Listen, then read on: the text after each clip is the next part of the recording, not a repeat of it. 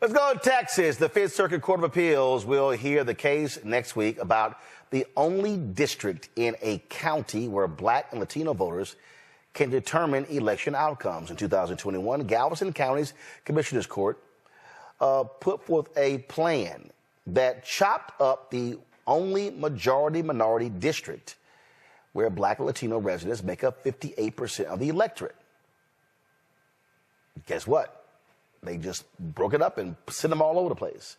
Obliterated that one district. Well, it's been going back and forth. That particular district found to be unconstitutional. Then, of course, overrules was back and forth. Valencia Richardson is the legal counsel for voting rights for the Campaign Legal Center. Joins us from D.C. So, Valencia, this has like been back and forth. It's been a ping-pong match. Where do we now stand in this legal battle? Yeah, absolutely. So on Tuesday, we're facing the en banc, so that's the full Fifth Circuit, is going to hear the appeal of the county of the lower court's decision, which found a Section 2 violation, a violation of Section 2 of the Voting Rights Act by the county's decision to do what you said, to crack Black and Latino voters in Galveston County across 4 districts. And for the first time since the 1990s, Black and Latino voters do not have a district in which they can elect the county commissioner of their choice in Galveston County. And if there's, now we already know how they've gutted Section 5, but Section 2 has been, I mean, the one, great thing that's still standing. And by using Section 2, that's how we got the 2nd District in Alabama, the 2nd District in Louisiana. Now, of course, you have the federal judge ruling in Arkansas. They're trying to actually target Section 2. They've been trying to obliterate that. Clarence Thomas wants to get rid of the Voting Rights Act completely. Well, that's the only way we've been, frankly, winning a lot of these cases. And I think that Section 5 point is so important because Galveston County's decision back in 2021 to change the map the way it did, that was the first map that Galveston County passed absent Section 5 of the Voting Rights Act. So Galveston County used to be subject to that federal preclearance that was obliterated in Shelby County. And immediately after preclearance was no longer available to Galveston County's residents, the county passed a illegal and discriminatory map and violated Section 2. And so it's not a coincidence, the Shelby County decision in the dissent, Ruth Bader Ginsburg mentioned that it's like taking away an umbrella, but because it's no longer because you're no longer wet. But it's still raining, and Galveston County was a prime example of that. One of the first maps passed in 2020 after the census in 2021 that for a district that was formerly subject to preclearance. And it was, of course, discriminatory. So when it comes to Galveston County, is this the only Democrat district, or is it 4-1, or what's the ideological split in that county? At the current map, the ideological split is 4-0 Republican. But I think more importantly, the current map is 4-0 insofar that there are 0 districts now that Black and Latino voters can elect any candidate of their choice. As you mentioned, they're split up across 4 where they are the distinct minority. There's just no way that Black and Latino voters could ever elect a candidate that they choose in any of those 4 districts. Questions from the panel. Matt, you first. So first, thank you for doing this work. My mother is from Texas City and from Galveston County, so this is, important to my family. I guess the question I have for you, though, is what do you think the Fifth Circuit is going to really focus on? The Fifth Circuit, we know, is notoriously conservative, and I have no illusions that an en banc Fifth Circuit is necessarily favorable to the plaintiffs. So what is your thought about what they're going to focus on as it relates to determining whether this map should stand? So, you know what? That's a great question, because it's important to understand that the Fifth Circuit actually many years ago ruled that districts like these are viable. And so the question in the appeal is whether the Voting Rights Act, Section 2 of the Voting Rights Act in particular, imposes what the county would like it to impose, which is a single race limitation on Voting Rights Act claims. So the county is basically saying Black and Latino voters cannot come together to state a violation under the Section 2 of the Voting Rights Act. The Fifth Circuit has long held that there's no single race limitation. There's no racial purity test on who can state a claim under Section 2. And that's going to be what the county has asked them to focus on, is whether or not that their longstanding precedent should continue. And I think that's what the Fifth Circuit is going to focus a lot on during the hearing on the appeal. Kelly? Sure. So I understand that this is regarding the Fifth Circuit, but it is also known that the Eighth Circuit had a similar case to this, and they did not rule in the party's favor that is equivalent to yours. So my question to you is, how worried are you, given that this is arguably the most conservative appellate court in the country, and what are next steps if the ruling isn't in your favor? You know what? I think I'm personally always worried when you have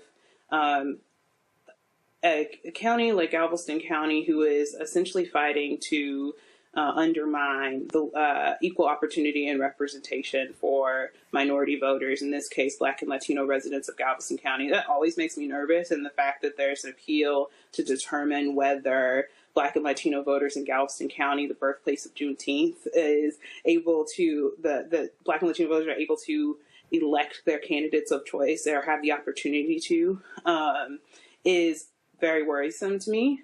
But I think what we should all be, what is a little different, and there are lots of differences in the Eighth Circuit case from this Fifth Circuit case. The Eighth Circuit case didn't involve a county district. It was different type of districting map.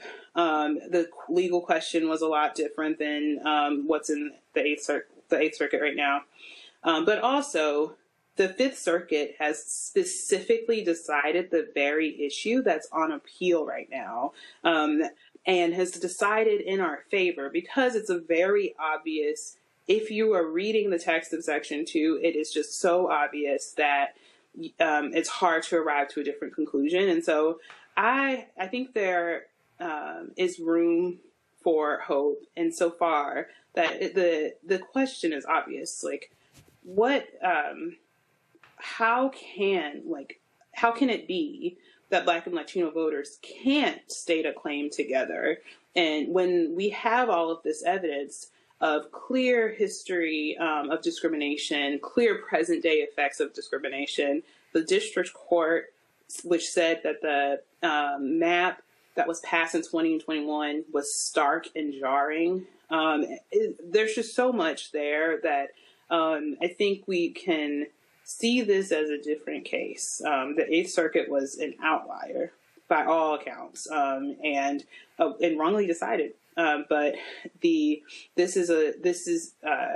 can see this as singular in a different way, but also singularly obvious in that Black and Latino voters should obviously be able to elect the candidates, have an equal opportunity to elect candidates of their choice, particularly under these circumstances in Galveston County. Michael? Thanks for coming on, Attorney Richardson. I had two questions for you. Hopefully I can get asked. One, the article from Capital B News says this case could undermine voting rights and Black Latino political solidarity. Can you talk about a little bit that Black Latino political solidarity in Galveston, Texas? Does it exist? What extent does it exist to, number one? And number two, how do you go about explaining the historical significance of the 1965 Voting Rights Act to African Americans and Latinos there in Galveston, Texas, because so many of our people, especially the younger generation, think 1965, the Voting Rights Act, was such a long time ago. That was back then. That may not have anything to do with what's going on today. How do you bridge that gap? These are great questions. So the first one, with respect to the history of Black and Latino voters in Galveston County, I think this is a paradigmatic example of minority voters who have suffered from a long history of racial discrimination and have similar interests and issues, so obviously joining together. So we've got Black and Latino voters and residents of Galveston County who both suffered from segregation, for example, and who both continue to suffer from socioeconomic disparities, disparities in education outcomes, disparities in health outcomes, and who have consistently, for the last several decades, voted for the same candidates because the issues are also very similar. And so the power of Black and Latino residents in Galveston County is almost so, if you're a resident of Galveston County, if you're one of the plaintiffs in this case, it's almost so obvious as to be unsaid. And so this actually folds into your next question, which is the Galveston County is also a prime example of why the Voting Rights Act of 1965 was so important in the first place. When you look at the history of the Voting Rights Act of 1965, there was a recognition that Texas had pervasive discrimination by the majority against Mexican Americans and African Americans in the state. That is in the legislative history of the passage of the Voting Rights Act. When you look at the history of Precinct 3, which is the historical majority-minority district in Galveston County that was dismantled, you hear from Black and Latino residents who were there when it became a majority-minority precinct in the 90s, and when it was dismantled in 2021, felt like that importance because it was taken away from them by the county. And so they felt why the Voting Rights Act was important. And so explaining sort of why it's still important, look no further than Galveston County. You've got literally a direct causation from the dismantling of the Section 5 of the Voting Rights Act through Shelby County to the next day losing the only representative that Black and Latino residents in Galveston have ever felt truly represented them. And you can explain that through just like the most recent history. We're not talking about 1965 history. We're talking about 2021. This happened. And so that's how I explain it to folks who are like, why is this so important? Like Galveston County is the example of why the Voting Rights Act is still important today. All right, then. Thank you. Valencia, we appreciate it. Thanks a lot. Thank you. Now, if you like this type of information, you can support the African History Network a few ways. Be sure to register for the online history classes that I teach on Saturdays. Ancient Kemet, the Moors, and the Ma'afa, Understand the Transatlantic Slave Trade, where they didn't teach you in school. Visit our website, AfricanHistoryNetwork.com, AfricanHistoryNetwork.com. We deal with thousands of years of history and what leads up to the transatlantic slave trade taking place. This is a 10-week class. We're doing more than 2 weeks this time around. Next classes are Saturday, May 4th, Saturday, May 11th, Saturday, May 18th, and Saturday, May 25th, 2024, 2 p.m. Eastern Standard Time. Click right here to register here for the class. The class is on sale $60, regularly $130. We do the sessions live. All the sessions are archived and recorded. You can go back and watch it any time. So a year from now, 2 years from now, you can still watch the entire course. We have the lesson plan here for the entire course also already laid out, so you can look at the content that we cover. We deal with 80 to 100 articles, and I put together this class. I've been teaching this class on and off since 2017. Okay, I've been studying history 34 years now. do lectures across the country, been hosting the African History Network show 14 years. But we look at, there's over 200 slides that I put together, 80 to 100 articles that we'll go through and look at. The 15 books that we reference. You don't have to buy any of these books to follow along in class. I'll show you excerpts of the books on the screen usually. And we look at video clips of interviews I've done with historians like Professor James Small, Professor Kabahai Wapakamane, Anthony Browder, who wrote Nile Valley Contributions to Civilization, which is one of the books we use in the class, Runoko Rashidi, who wrote Black Star, The African Presence in Early Europe, which is another book that we use in the class, okay? So you can register for this. This content is PG-13. You can use this information with your children as well. Visit our website, AfricanHistoryNetwork.com. AfricanHistoryNetwork.com. Okay. And we'll post the link here. The link's in the thread of this broadcast.